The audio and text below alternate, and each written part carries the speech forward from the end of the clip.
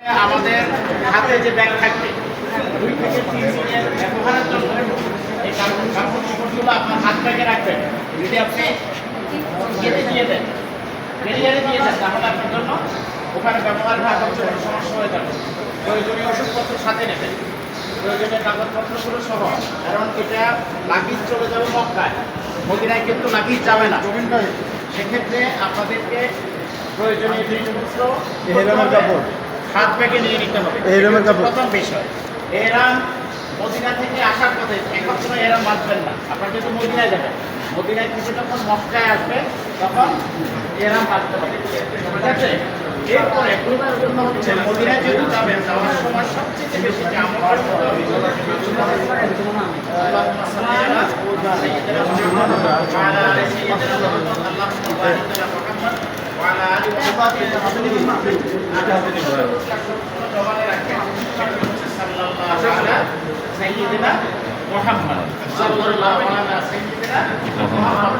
যেহেতু আমরা মদিনায় যাচ্ছি, মদিনায় গিয়ে সেখানে যে আমল গুরুত্বপূর্ণ আছে সেখানে গিয়ে আমরা কোথায়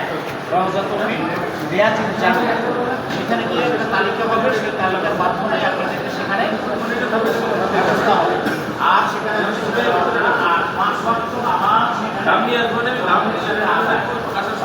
মার্কেটিংয়ে যাতে ব্যস্ত হয়ে না যায় সেদিকে আমাদের খেয়াল রাখতে হবে।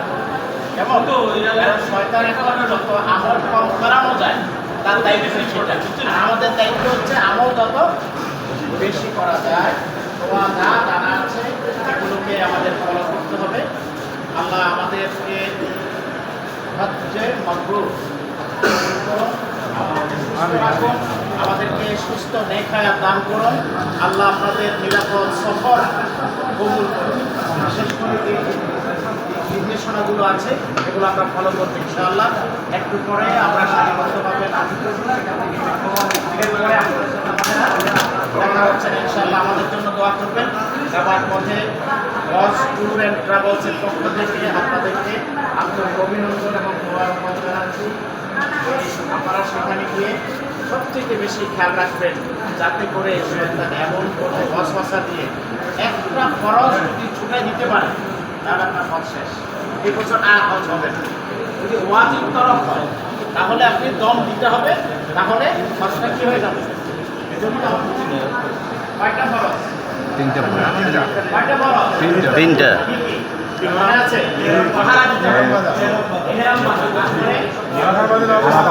অবস্থান করা, তারপরে বিদায়ী, ওটা হচ্ছে বিদায়ী, তাই না? এরপরে হচ্ছে ওইটার সাথে একসাথে। এরপরে ওয়াজিবগুলো আছে সেগুলো আমাদের খেয়াল করতে হবে, গুরুত্বপূর্ণ।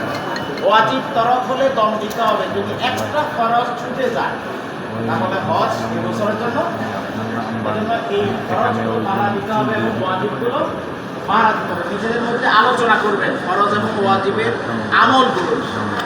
আল্লাহ আমাদেরকে কবুল করুন, আমাদের হজকে কবুল করুন, আমাদেরকে সুস্থ রাখুন। আবার পথে ট্রাভেলসের পক্ষ থেকে আবারও আপনাদের সকলকে আন্তরিক অভিনন্দন এবং মোবারকবাদ জানাচ্ছি। এখনই আমরা সারিবদ্ধভাবে পরবর্তী